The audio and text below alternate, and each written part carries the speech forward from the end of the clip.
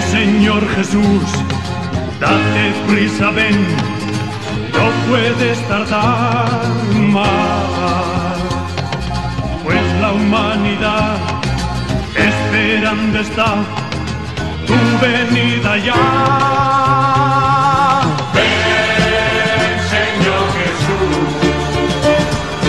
ven y sálvanos. Ven, Señor Jesús, ven, danos tu amor.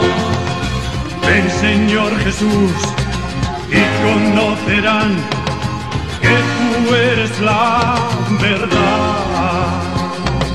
Tráenos tu paz, tu esperanza y nada más, que nos ayude a labrar tu camino y libertad. Ven, Señor Jesús, ven y sálvanos. Ven, Señor Jesús, ven, danos tu amor. Ven, Señor Jesús, ven y sálvanos. Ven, Señor Jesús, ven, danos tu amor.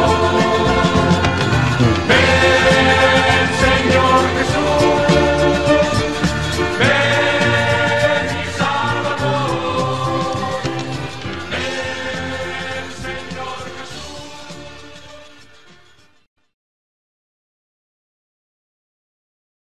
El Señor esté con ustedes. Del Santo Evangelio según San Mateo. En aquel tiempo Jesús recorría todas las ciudades y los pueblos, enseñando en las sinagogas, predicando el Evangelio del reino y curando toda enfermedad y dolencia.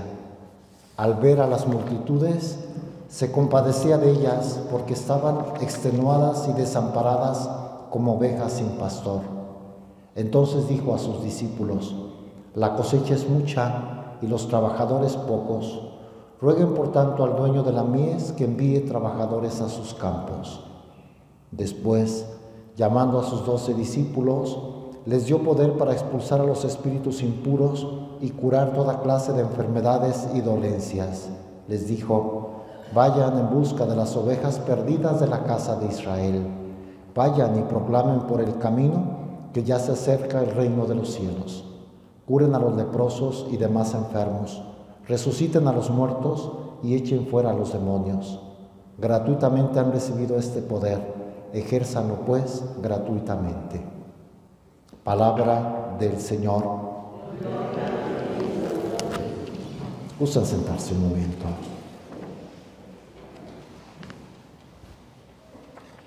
El Evangelio de hoy nos habla de Jesús como buen pastor, compadecido de las ovejas. Dice que San Mateo que recorría nuestro Señor las ciudades todas y los pueblos enseñando, primero, predicando el Evangelio y curando. O sea, todo en favor del ser humano, enseñándoles, instruyéndolos. Todos tenemos necesidad de ser instruidos, educados, formados. Y Jesús, ante esa necesidad, Él predicaba el reino, enseñando y curando toda enfermedad y dolencia. Es decir, compadecido de las multitudes. Eso sigue haciendo nuestro Señor. Él sigue el mismo compadecido de la humanidad, pero ahora lo hace especialmente a través de los pastores, a través de los consagrados.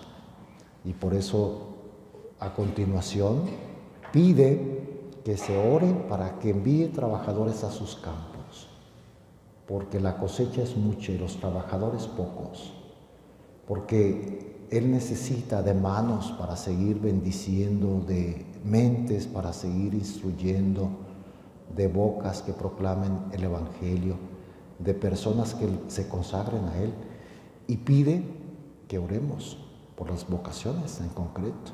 Una vez le escuché a un cardenal famoso decir que la única recomendación que hizo nuestro Señor, pidan por esto, fue justo por las vocaciones. O sea, no dijo pidan por los enfermos, pidan por los pobres, pidan que el dueño de la mies envíe trabajadores a sus campos.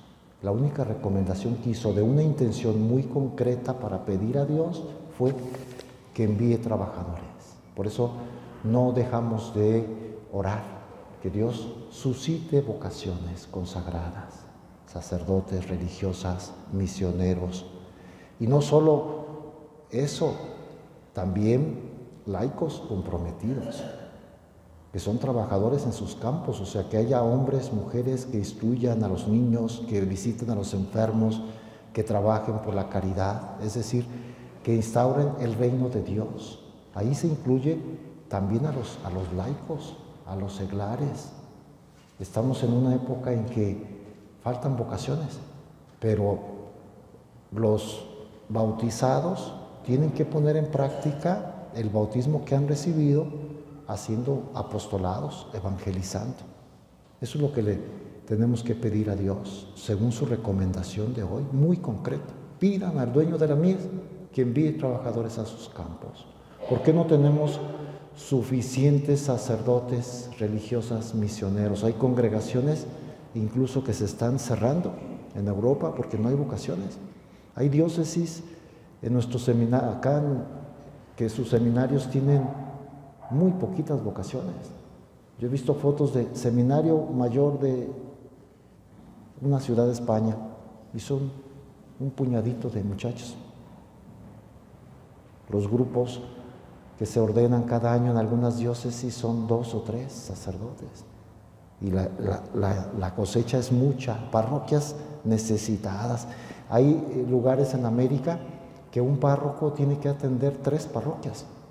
¿Qué puede hacer un párroco con 3 parroquias? Aquí mismo, en la ciudad de Guadalajara, en la arquidiócesis, hay sacerdotes solos para atender 14, 20 rancherías. Los domingos anda de un lado a otro y no alcanza. Hay muchas personas que no pueden ni siquiera cumplir con el deber de ir a misa el domingo porque no hay misa, no hay quien celebre la Eucaristía.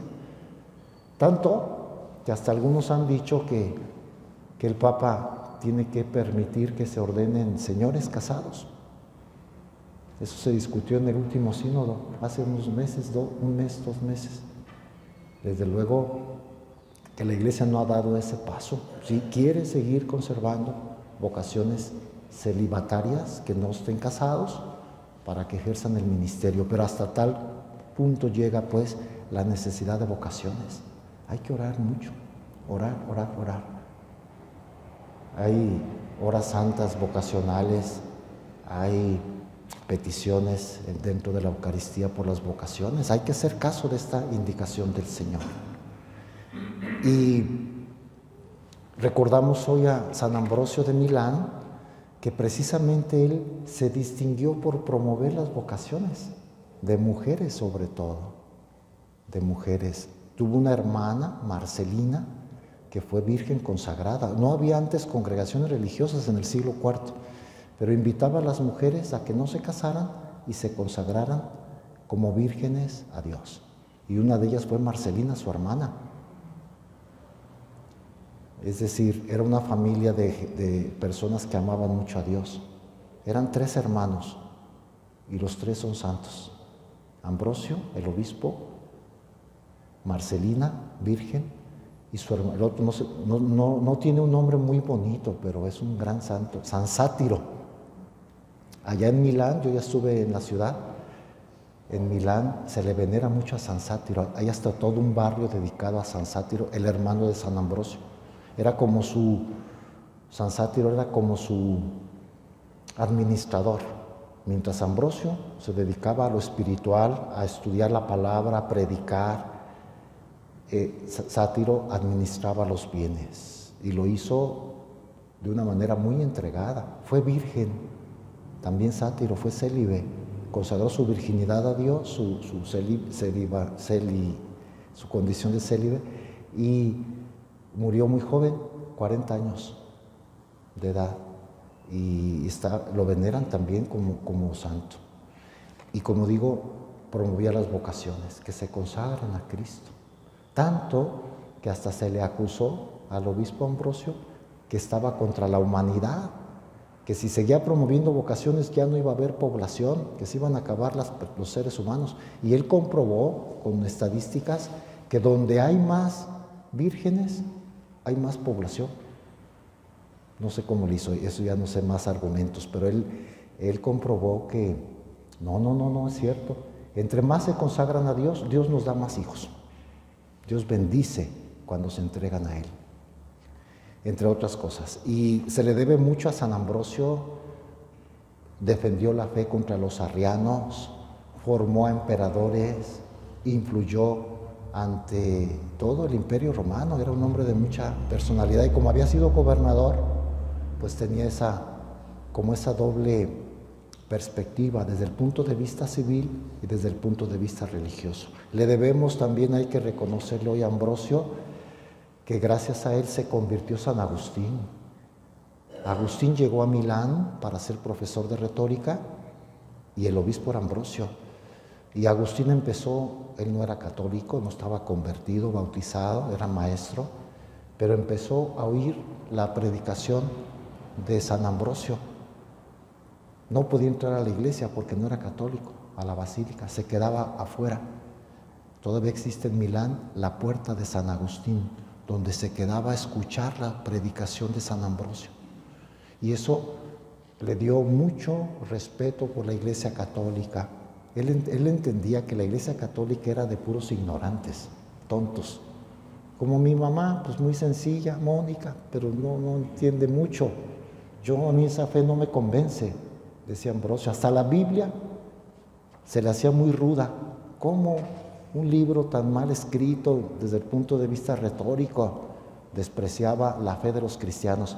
Pero cuando empieza a oír a San Ambrosio dice, vaya, los católicos también son inteligentes, saben interpretar la Escritura, sobre todo el Antiguo Testamento. Lo interpretan de una manera muy profunda.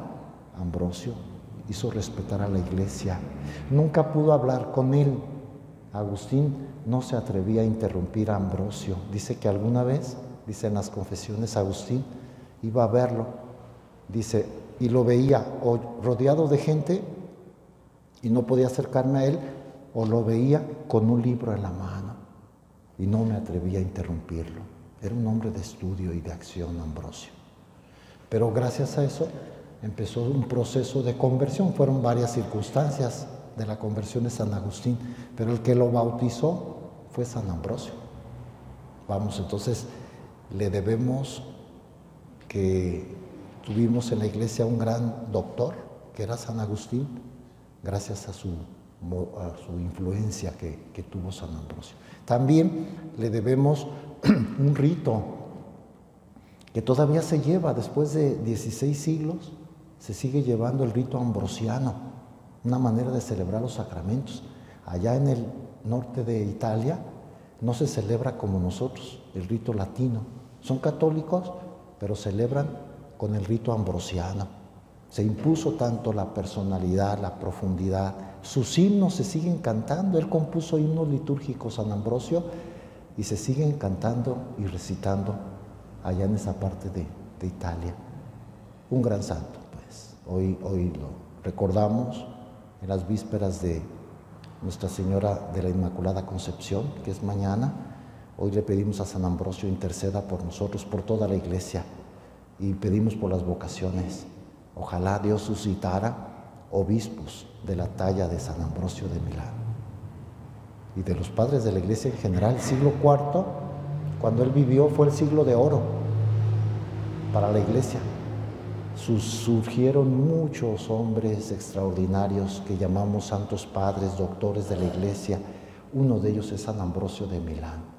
Hoy que lo recordamos, le pedimos que desde el cielo interceda por su iglesia, que nos ayude como él lo hizo, que podamos ejercer nuestra misión, cada uno su vocación aquí en la tierra, y un día nos unamos con Él y con todos los santos en el cielo. Que así sea.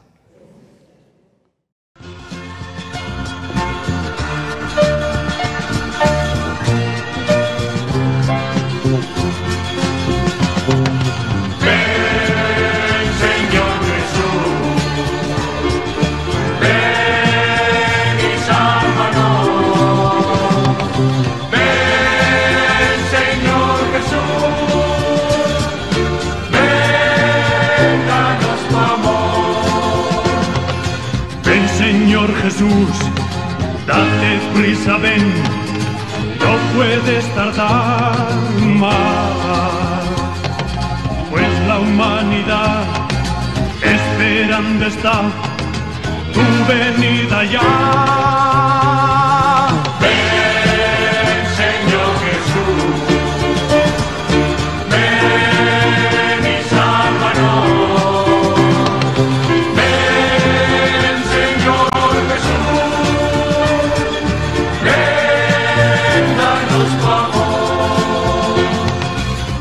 Señor Jesús, y conocerán que tú eres la verdad. Tráenos tu paz, tu esperanza y nada más, que nos ayude a labrar tu camino y libertad. Ven, Señor Jesús, ven y sálvanos.